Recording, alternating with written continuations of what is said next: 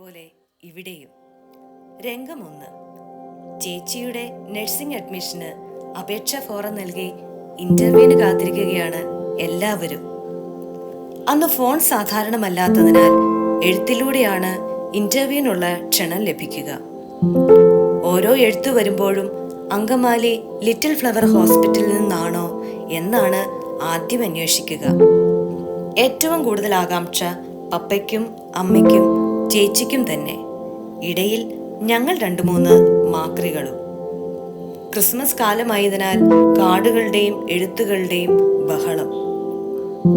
പൂഞ്ഞാറ് പോയി തിരിച്ചു പോരുന്ന വഴി കൊച്ചേട്ടന്റെ കടയിൽ നിന്നും വീട്ടിലേക്കുള്ള എഴുത്തുകളും എടുത്തുകൊണ്ട് നടക്കുകയാണ് പപ്പയും ഞങ്ങളും. വീട്ടിലേക്കുള്ള എഴുത്തുകൾ പോസ്റ്റ്മാൻ കൊണ്ടുവന്നിടുന്നത് കൊച്ചേട്ടന്റെ കടയിലാണ്. അന്നും കിട്ടി കുറേയധികം ക്രിസ്മസ് കാർഡുകളും 3 എഴുത്തുകളും. അതിലൊരെണ്ണം എടുത്ത് ഒട്ടിച്ചിരിക്കുന്നതിനിടയിലൂടെ വായിക്കാൻ ശ്രമിച്ചു. എഴുത്ത് കിട്ടിയ പാടെ പൊട്ടിച്ചു വായിക്കുന്നതിന് പകരം ആ ഒട്ടിപ്പിനിടയിലൂടെ വിരലിട്ട് കണ്ണ് രണ്ടും ഇൻലൻഡിനകത്താക്കി വായിക്കാൻ പറ്റുന്ന 1-2 വാചകങ്ങൾ വായിച്ചാലേ ഒരു മനസ്സുഖം കിട്ടൂ. ഈ 3 എണ്ണത്തിൽ ഒന്നെങ്കിലും അങ്കമാലി ഹോസ്പിറ്റലിൽ നിന്നാകും, പപ്പ പറഞ്ഞു. ഇല്ലന്റിനകത്തെത്തിയ 2 കണ്ണുകൾ ആദ്യം കണ്ട വാചകം വായിച്ചു. എന്ന് സ്വന്തം ഉമ്മ. ഉമ്മയോ? അമ്മയായിരിക്കും, ഒന്നുകൂടി ചൊവ്വിന് നോക്ക്. അല്ല, ഉമ്മ തന്നെ. ഏതുമ്മ? നമ്മുടെ അറിവിൽ അമ്മമാരല്ലാതെ ഉമ്മമാരില്ല. തപ്പിപ്പിടിച്ച് അടുത്ത വാചകവും വായിക്കാൻ ആരംഭിച്ചു. അവിടുത്തെ പോലെ ഇവിടെയും. ഇത് കേട്ടപ്പോൾ പപ്പയുടെ ക്ഷമ നശിച്ചു. അത് മുഴുമിപ്പിക്കാൻ അനുവദിച്ചില്ല. ഇങ്ങ് കാണിക്ക്, ഞാൻ വായിച്ചോളാം. പപ്പ ആ എഴുത്ത് വാങ്ങി നേരാവണ്ണം പൊട്ടിച്ച് വായിക്കാൻ ആരംഭിച്ചു. സംഗതി ശരിയാണ്, ഉമ്മ തന്നെ. ആന്റിയുടെ എഴുത്താണ്. എല്ലാവർക്കും ഓരോ ഉമ്മയും തന്ന് കത്ത് അവസാനിപ്പിക്കുന്നിടത്താണ് ആദ്യം കണ്ണ് ചെന്നെത്തിയത് എന്ന് മാത്രം.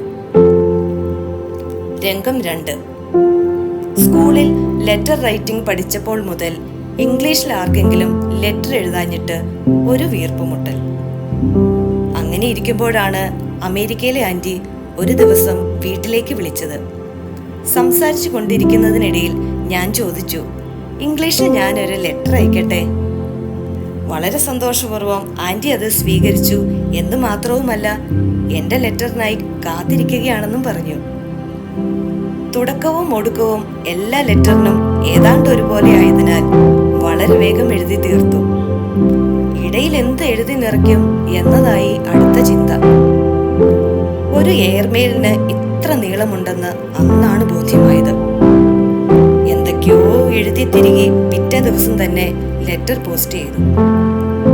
ഇംഗ്ലീഷിലുള്ള മറുപടി കത്തും പ്രതീക്ഷിച്ചിരിക്കുകയാണ് ഞാൻ. ഏതാണ്ട് 1 മാസം കഴിഞ്ഞപ്പോൾ വീട്ടിലേക്കൊരു ഫോൺ കോൾ. ആന്റിയാണ്. എന്റെ എഴുത്തിലെ സംശയങ്ങൾ തീർക്കാൻ വിളിച്ചതാണ്.